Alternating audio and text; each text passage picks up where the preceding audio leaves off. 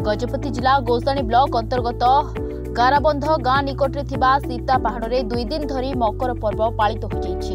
एही पर्व प्रति वर्ष मकर संक्रांति और ता परदिन पालित होछि। यह एक नियारा पर्व भाव में पालित होथिबार देखिबाक मिलिछि। गोटे बड़ पहाड़ उपरे एही मंदिर रहिछि। एही सीता पहाड़ को विभिन्न स्थानरू हजार हजार भक्त सांगरे नड़िया कदली धूप दीप धरी पूजा अर्चना करबाक आसिथांती। एठारे मां सीतांको मंदिर, महादेव मंदिर, महावीर हनुमान को मंदिर रही। लोक कथा रही जे जेतेबेले श्रीरामचंद्र वनवास सारी अयोध्या प्रत्यावर्तन करुथिले एही पहाड़ उपरे किछि दिन से बसवास करथिले। मां सीतांको स्नान पाई एही पहाड़ उपरे गंगा मां आविर्भाव होइछन्ति। एठारे गंगा कुंड मध्य रही। एही पहाड़ चारिपटे प्राय 40 खंड गाँ रही। सीता पहाड़ कमिटी, गाराबंध, बड़कुतुर, छत्रपुर आदि ग्रामवासी एही मेला को सहयोग करि आसुछन्ति। सेपटे आईन श्रृंखला को आखि आगे रखी सुरक्षा बजाय रखा गजपति आरक्षी अधीक्षक जतीन्द्र कुमार पंडा निर्देश क्रमे एसडीपीओ माधवानंद नायकों सह गाराबंध थाना अधिकारी, गुरांडी थाना अधिकारी, पुलिस अधिकारी, कर्मचारी माने उपस्थित रहिथिले। मो नाम माधवानंद नायक, मु पाराला केंदी एसडीपीओ।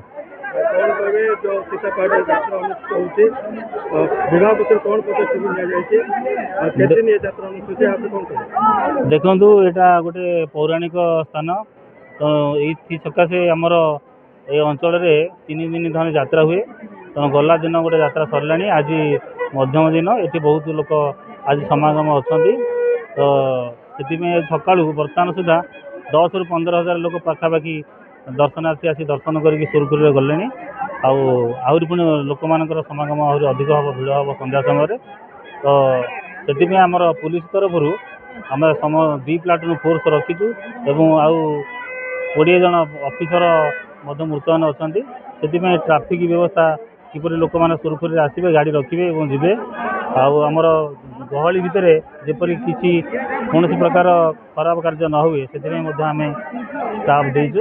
एवं मंदिर में केमती धाड़ी दर्शन करेंगे आसवे शांति श्रृंखला सहित दर्शन करेंगे से आम सुबंदोबस्त करूँ। तेणु ये स्थानीय अंचल लोक मानक आम नवेदन करूँ समस्ते आसतु एठारे हनुमान और सीता माँ आशीर्वाद नहीं जातु और सुरखुरी यात्रा समापन हो समस्त सहयोग कामना करूँ। मो स्वामी भास्कर तीर्थ महेंद्रगिरी तपस्वी।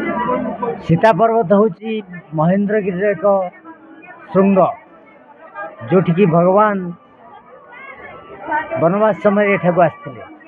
एठारे माँ सीतांकर ऋतुस्राव समय माँ सीता एकुटिया एठे निवास करते। तेणु माँ सीता एकुटिया मंदिर माँ सीतांकर एठारे अच्छी। वनवास समय भगवान यही रास्ता देखी जाते, फेरिया समय भी यही रास्ता देखी आसते। तो ये अंचल भक्त माने समस्त जनसाधारण रामचंद्र को स्वागत करने रामचंद्र ये पुष्पक विमान ओल्ले। पुष्पक विमान ओल्लेवार चिन्ह ये अच्छी, रथ चक्र चिन्ह यहाँ अच्छी। ता सहित ये परंपरा अनुसार विजय यात्रा हो। रामचंद्र संक्रांति दिन रावण को बद्ध करते बासी एठाक आसते। तेणु एठारे विराट आकार रामंकर स्वागत यात्रा विजय यात्रा अनुष्ठित होती।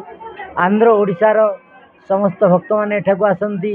भगवान राम के पाखरे भगवान माँ सीता पाखरे एठारे मित्रता बंधन रे बंधन होती। कौन सी भेदभाव एठार नहीं, जाति भाव नहीं, समस्त त्याग करी समस्ते एका संगे आनंद एठारे महोत्सव करती। ए प्रकार प्रबोधन अच्छी। ता सहित ये श्वेत पर्वते श्वेतेश्वर महादेव विराट आकार आसती। जो महादेव मुंडरे गंगा भी आज विद्यमान। तेणु समस्त भक्त मैंने सेठाकू जाई गंगा स्नान करती एवं पुण्य अर्जन करती। यही परंपरा को अनादि काल त्रेता युग चली आसी एबे भी बहुत बड़ा आकार चलुची। ये हूँ सीता पर्वतर कहानी। जय श्री राम।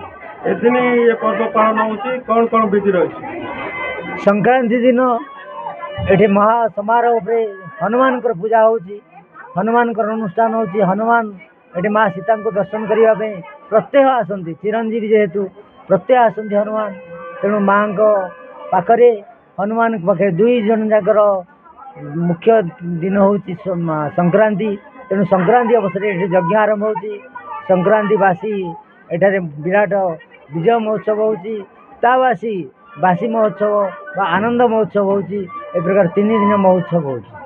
किंवदंती कौन कबाड़ कान किंवदंती अनुसार कौन करे किंवदंती अनुसार ये होची सीता पर्वत भगवान रामचंद्र का वनवास स्थान सिंपांजी रो वासस्थान और हनुमान को तपस्थली ये किंवदंती यार प्रत्यक्ष भाव में दर्शन एठार मिलुଛି। मो प्रफुल्ल प्रसाद पात्र गाराबंध गाँ मो retired army junior commission officer. इटे इटे 3 दिन प्राय यात्रा हुए।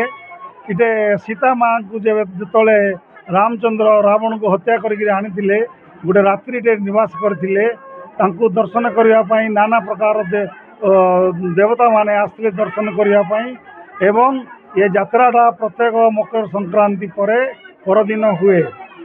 आउ इटे आमर ये पहाड़ चारिआडे 40 खंड गाँ अच्छी सबू गाँ लोक एकत्रित हुंती बंधु बांधव मैंने चेन्नई मद्रास बेंगलोर भुवनेश्वर जिते अच्छा समस्ते आसिक बंधु बांधव सहित इटे रहती आसती दर्शन करने। इटा आमर सरकार नवीन सरकार थिला बेले 20 लाख टंका मंदिर पाई आउ पानी 10 लाख टंका एवं रास्ता 10 लाख टंका देइथिले। आउ एमएलए नारायण राव तांके हमको 11 लाख टंका करंट पाई देइथिले जाद्वारा वर्तमान आमर पहाड़ उपरे पानी एवं लाइट व्यवस्था हो गला। किंतु ये पहाड़ प्राय 800 फुट उच्च थिबारु इटिकी लोक मानकु चढ़िया छोट छुआ माने बुढ़ा मानक ताकू एबे आमे नवा सरकार को अनुरोध करछु जे सीधा सीढ़ी उठे बनै भल ही था। किंवदंती कौन रही कौन कौन ये पालन इटे इटे समस्त निज निज बंधु बांधव को आसती इटे बंधु बांधव बसाती मैत्र बसाती तांकर पुओ झील माने चाषी माने तांकर पुओ झील को इटे बंधु बांधव करती।